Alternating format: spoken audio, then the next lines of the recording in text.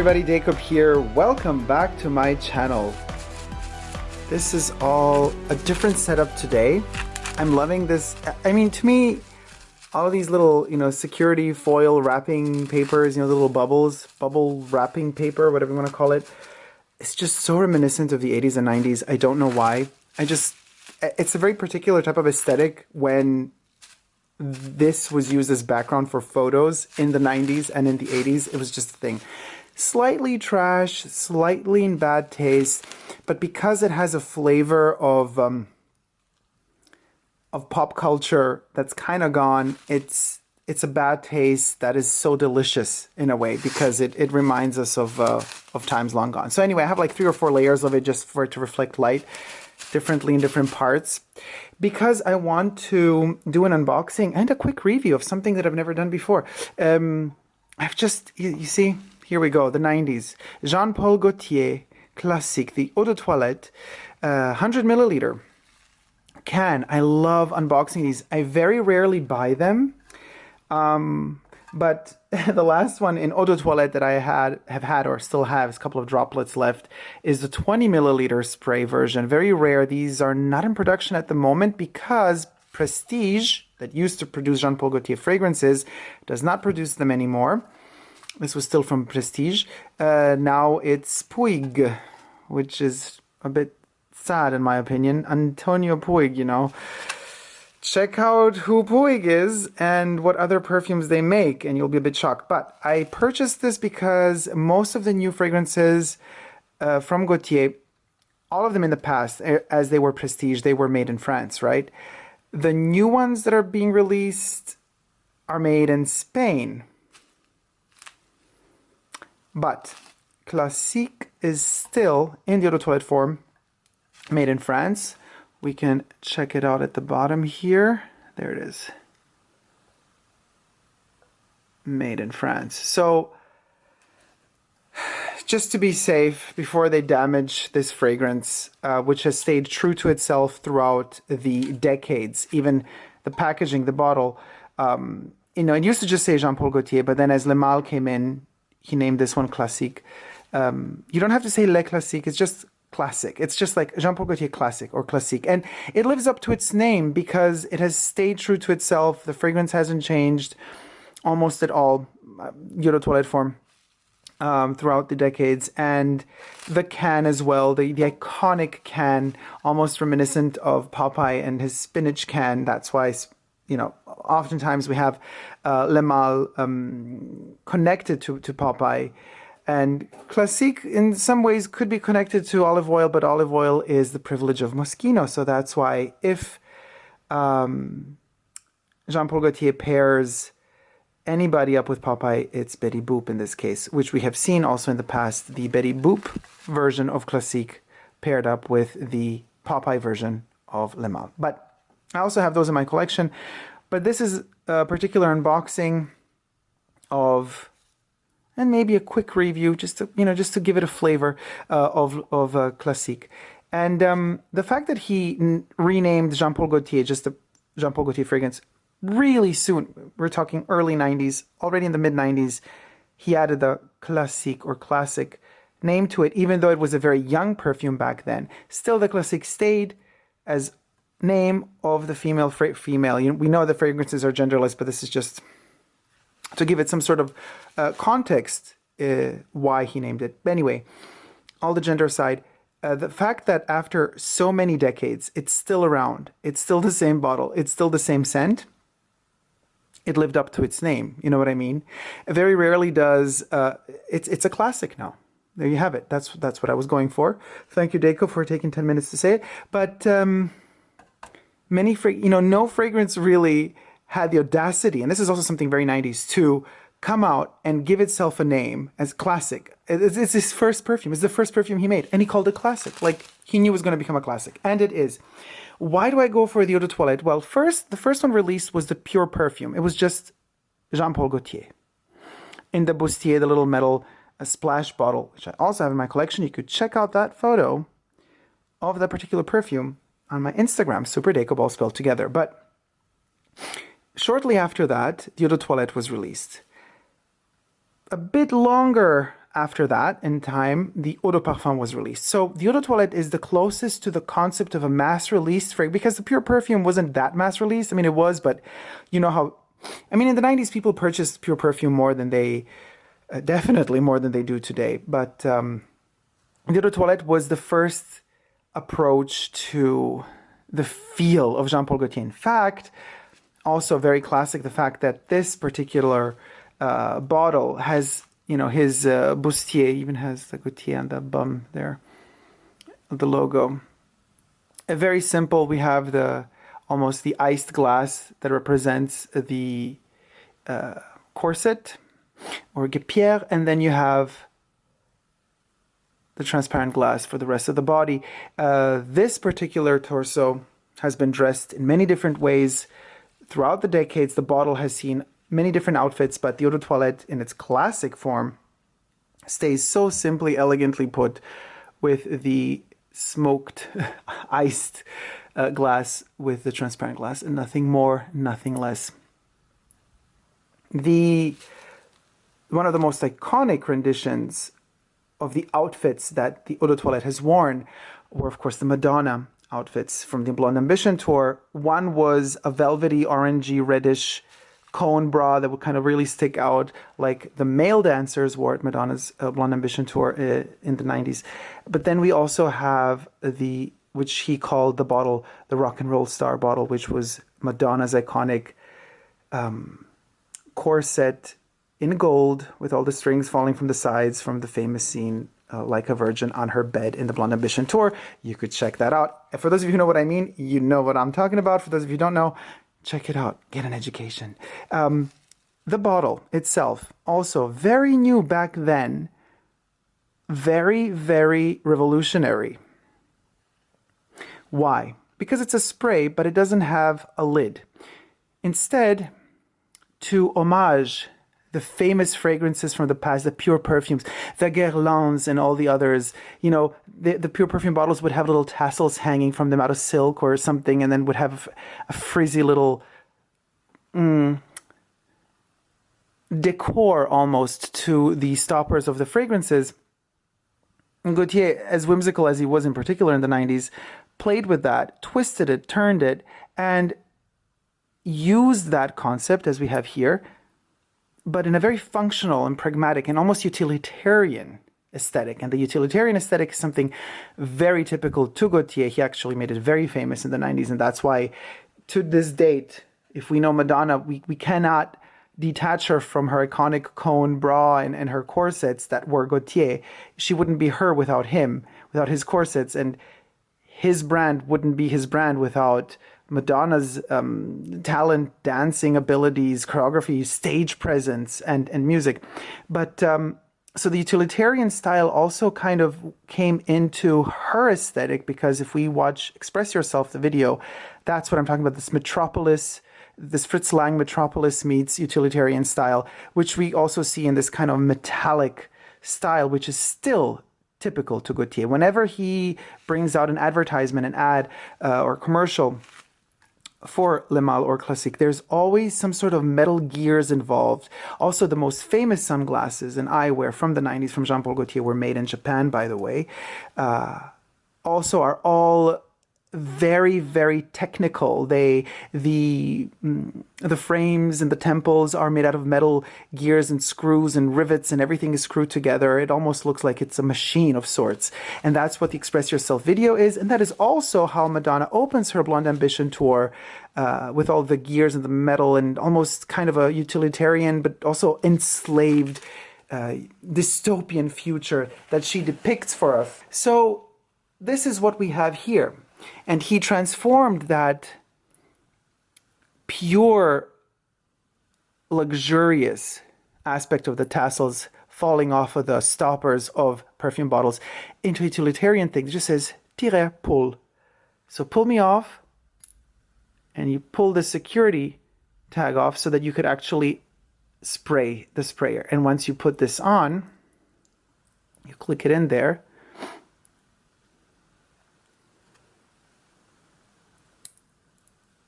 you're kind of protected. here, you see, you can't really go down with the sprayer. So you could, I still wouldn't really just throw this in the bag. It's still quite risque, but it's just a beautiful concept. This is very Gaultier. Nobody else has this. So the fact that he transformed something so classic, you know, these little pullable embellishments to bottles, not pullable, he made it pullable, but these embellishments to bottles have become something practical, and it's just genius. So there is a plastic foil surrounding the can. I bought the biggest one available, which is 100 milliliter. Also typical color, this kind of rosy color. Well, this bottle is quite old. The juice in there has turned to amber, but it's, you're going to see here, this is the color of the juice. And so the perfume has this color, and that is reflected in the color of the font. Even this is very technical, you know. It's like, open here, pull this. You can see the perforation. There you go. Let me...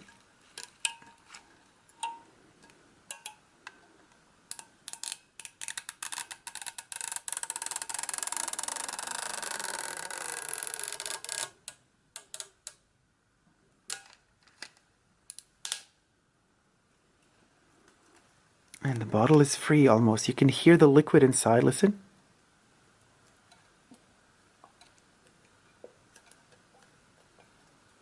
Then we take the foil off with the drawing of the bottle. This is how it looks like on the inside.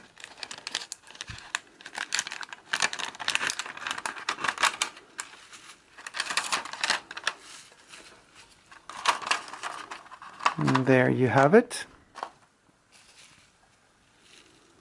And then you would think, how do I open this can of spinach? Do I have to open it with a can opener on the top? There's nothing to pull it open. No, it's very beautifully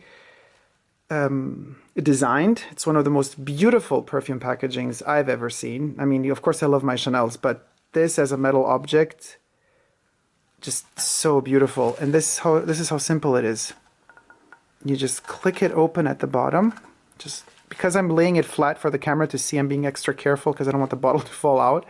Usually you would stand it up to open it.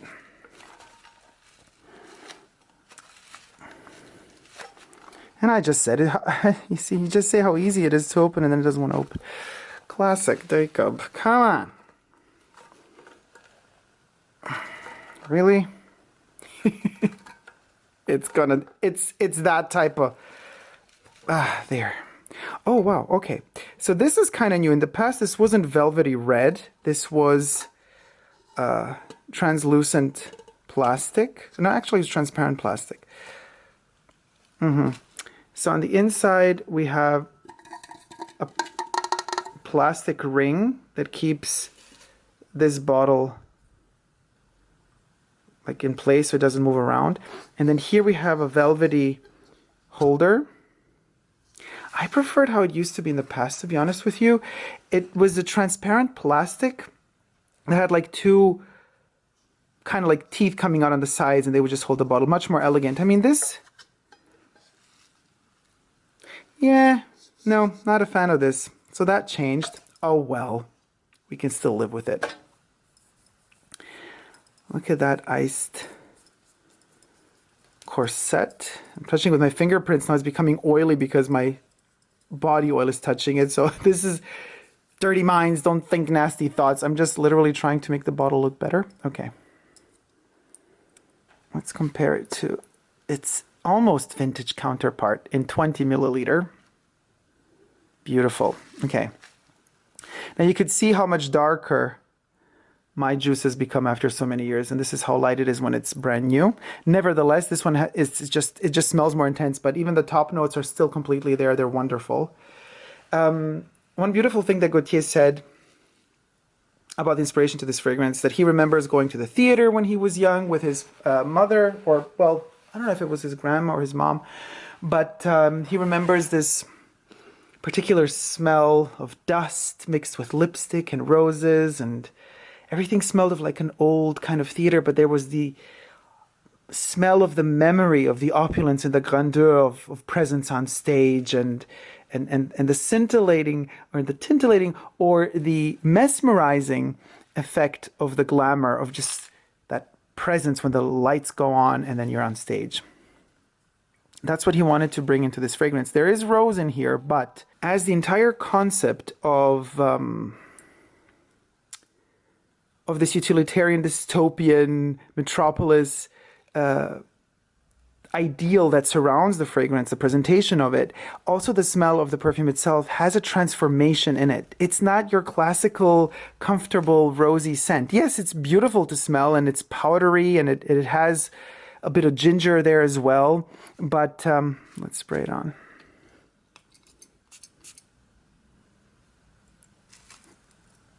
Oh, it's so beautiful. It has all those elements, but at the same time, there's something transformative in it, or transforming, or transformed, if you may. There's something in this perfume that... I'm smelling it now.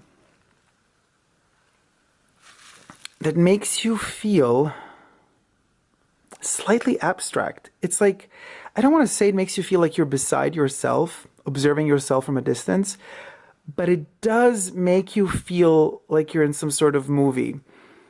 And it does smell like Gaultier, meaning it makes you feel as if no matter what you're wearing when you spray this on, it makes you feel like you're wearing Jean Paul Gaultier clothes. That's the magic. That's exactly the magic of this perfume. You feel like you are wearing his clothes. No matter what you have on, if you have anything on, you could also have nothing on. That's all up to you.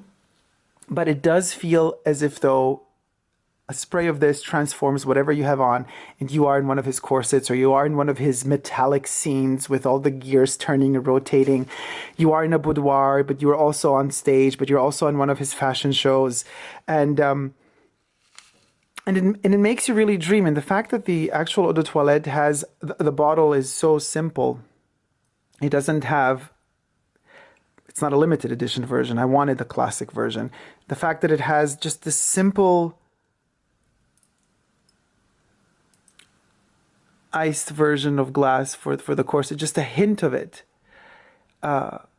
It's almost like an empty canvas, and you could portray onto it or paint onto it any imagination that you have or any vision that you have for this fragrance for you. And to me in particular, because also in the 90s I discovered Pedro Almodovar as a filmmaker. For me, it was a wonderful discovery. Kika was my first movie. I was obsessed with it. I would watch it in loop back then in VHS. And VHS, oh boy, that tape, I still have that VHS tape. I treasure it like the Holy Grail. I mean, it's demagnetized partially, but since then I have purchased Kika on DVD and also on Blu-ray. But the magic of the VHS, anyway, to see Victoria Abril, or her character in the movie Andrea Cara Cortada, wearing Gaultier from head to toe, and he portrayed her like a comic figure. And this was the beginning of reality TV and the beginning of the time when paparazzi moved into television and would follow famous people day and night everywhere, would terrorize them. She was one of those reporters. He transformed her through his costume into this zombie vampire villain dressed in black with scorched bits of leather and kind of blood pouring out of it. But the blood was actually red crystals that are, just like droplets of blood, but they're just so elegantly put. And her head has a helmet on, and on the helmet there is a camera. So the camera looks like it's an extension growing out of her head. And again, you see all this technical gear, technological metropolis, dystopian type of vision. That's Gaultier. So this reporter, she lives with her camera. Her camera is almost growing out of her head, and it's filming everybody and everything all the time. I'm not going to spoil how the movie ends, but whenever I wear this, I feel like I'm in that movie in some sort of way, but in a good way. I feel like I'm a part of those costumes. I feel like I'm a part of that costume making of that particular vision. And Gaultier is a visionary. I'm so sad that his Pret-a-Porter line is no longer with us. He only does haute couture now.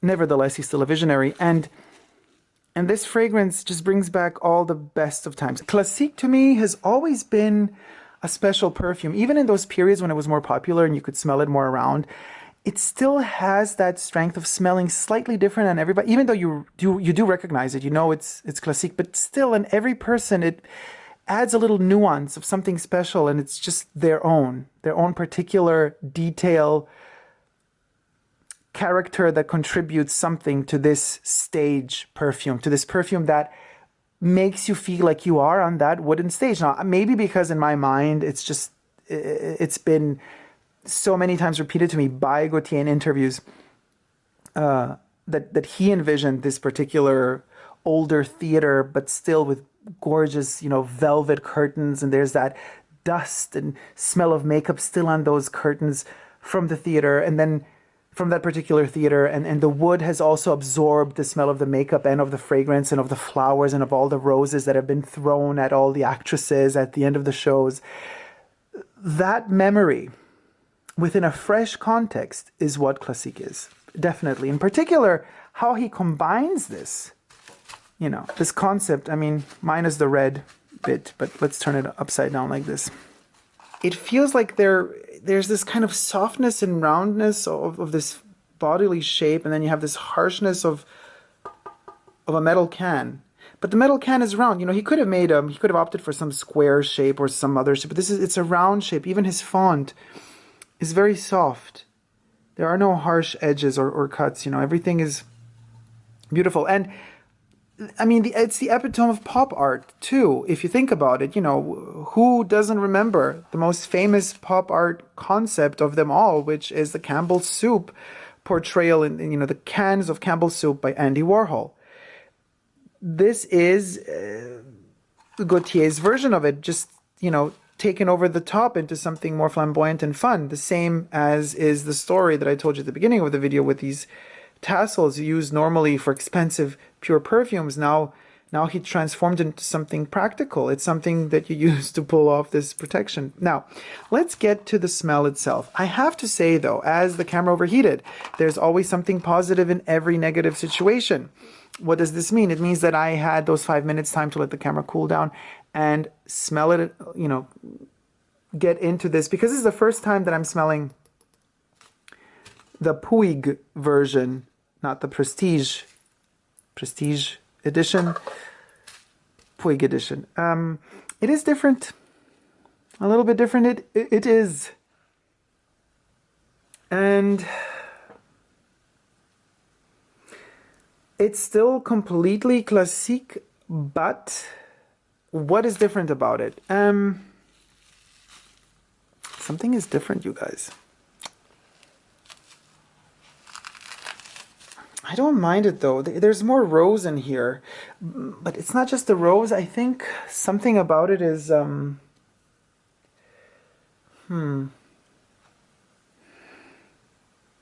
don't want to say more artificial, because this one is also artificial. I mean, these are highly synthetic fragrances, which is fine. We're kind of used to it in a way.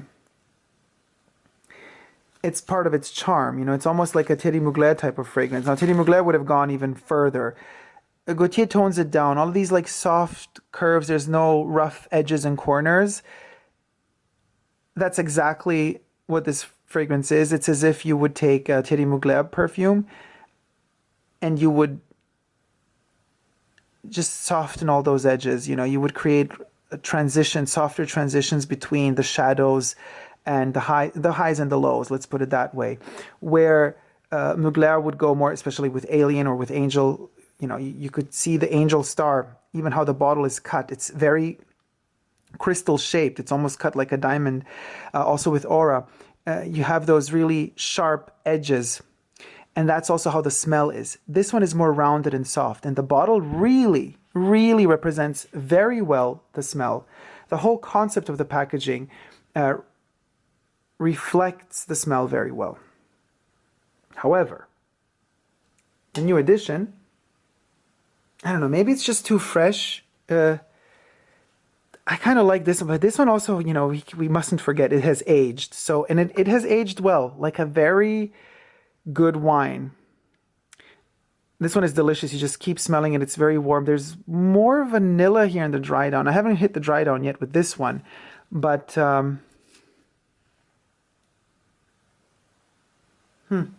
It is a bit more sparkly still. It's more fresh. I think there's like almost as if the ginger, which is Classique is famous for the ginger as well as for the roses and the powdery notes. It's as if there's more ginger present here. But then again, ginger is one of those ingredients.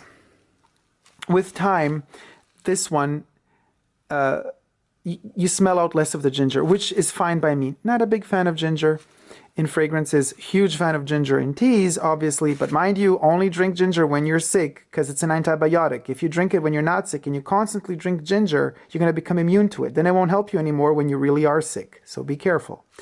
Anyway, Dr. D in the house.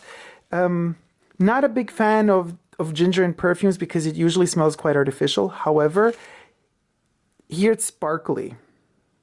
I would say it's almost as if there were an aldehyde mixed with the ginger, and it creates kind of a champagne-y effect, which is another thing he wants. He wanted that celebration of an opening night in an older theater, so you have to add also a touch of bubbly, zesty champagne on top of it all. But it does have a more fruity subtone, which is something I've noticed since Puig took over. Something that they kind of like to do with his fragrances. Also Scandal, which was the first fragrance launched under the Puig label, let's call it label, distribution. Quite fruity in a weird way. And unfortunately, when Puig took over, you know, Prestige probably had the rights to all of the most wonderful, well, this is the best one, they didn't have the rights for that one, but, you know, the white Le Mal, which is Fleur du Mal, Cocorico, they're all gone. By the power of two, you know, Fragile or the Fragile perfume, those were all amazing for me. They're all gone. All of them discontinued. And Scandal has a fruity subtone, and I'm not a fan of it, to be honest with you. And I feel as if though Puig would want to add a little bit of flavor of that fruitiness of candy fruitiness maybe of Scandal into Classique, but still Classique is Classique. I mean, let's not... As my camera died again, and the dry down is even closer. It's becoming its old self. Like we totally, it's there completely. Trying to see the bottom.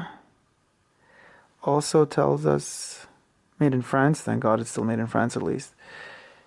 And then it has the batch number, which is 83371, I would say. Let's see what it says here.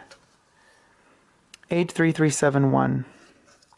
I can check that online to see exactly the year it was produced. But also I've noticed the difference between the two bottles. This little puller tab here, the thread or the little mini rope is a beigey powdery color, and here it's silver.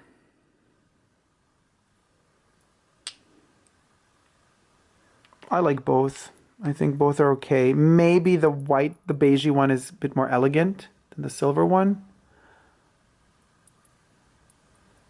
And this little bit should have been longer up to there. But then you know me, I'm a perfectionist, so maybe they just cut them off differently as it happens on each one of the bottles, you know, maybe just a different length, I don't know. If they kept the bottle the same, that's good. Oh gosh, that dry down is amazing. The full power of the rose mixed with the softest of, you could say maybe it's kind of an orris rudi, maybe a little bit of iris, but it's a wet type of powder, but very delicate mixed with the rose. It's just so delicious, and now it's hitting me completely in the dry down. Oh my God, it's so beautiful. Really, and it doesn't take long. I mean, with all the breaks that I took with the camera dying on me,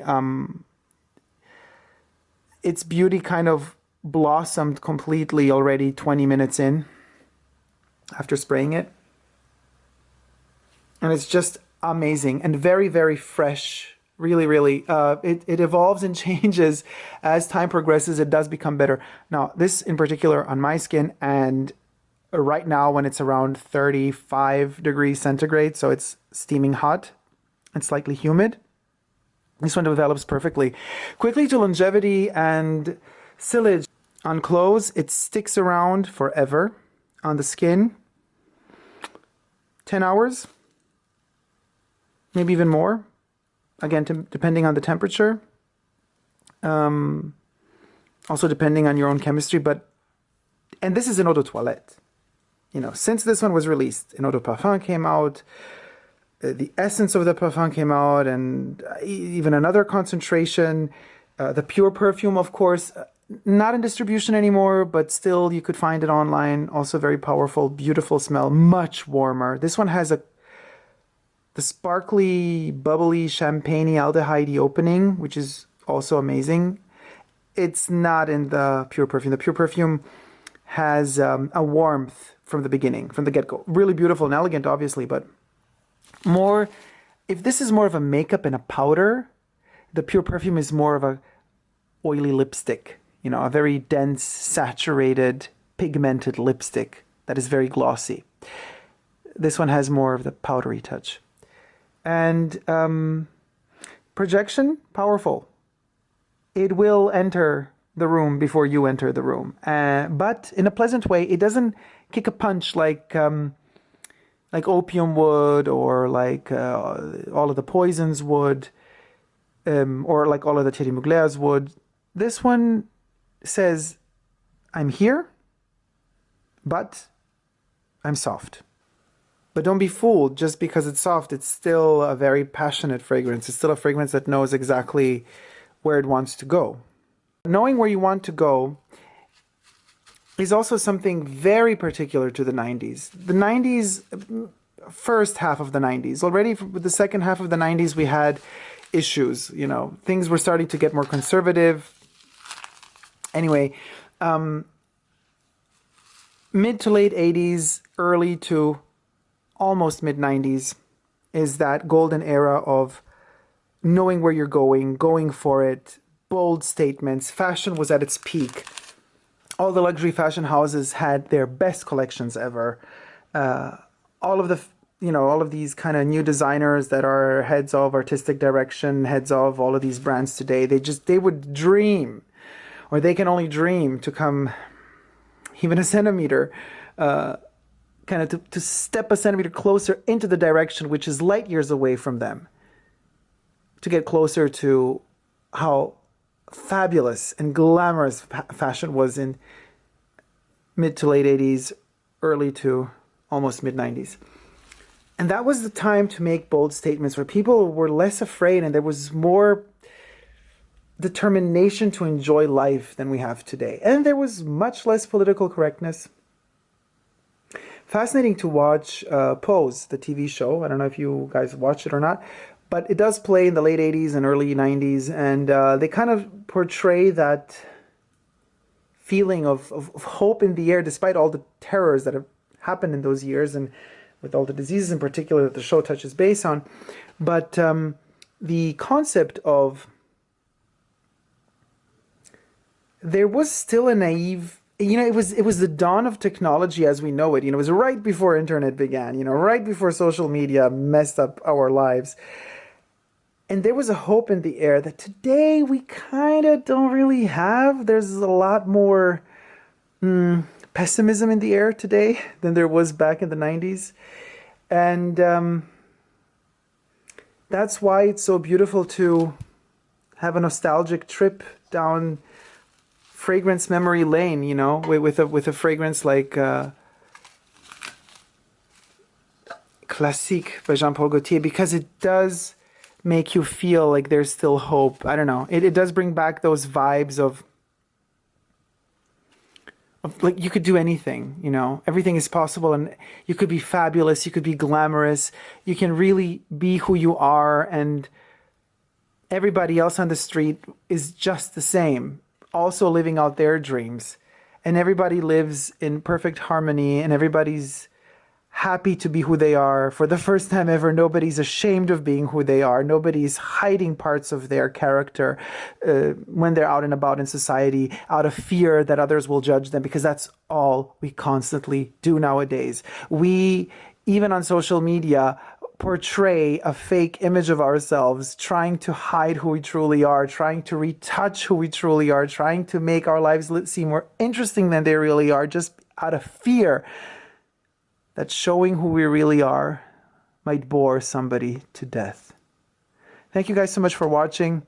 This has been the classic Jean Paul Gaultier Classique review. If you liked it, please do thumb it up and let me know what your thoughts are on this fragrance, whether it be the new Puig rendition or the Prestige original. Either way, love you so much. Don't forget to subscribe to my channel here on YouTube. I'm also on Instagram, Facebook, and Twitter. Also on Patreon, Super Dacob, all spelled together. Don't forget to also check out my new show called Ask Dacob, where you get to call in live and talk to me and all of that while we are talking about whatever you want to talk about. Thank you guys so much. I love you and never give up on love. See you soon. Take care. Bye.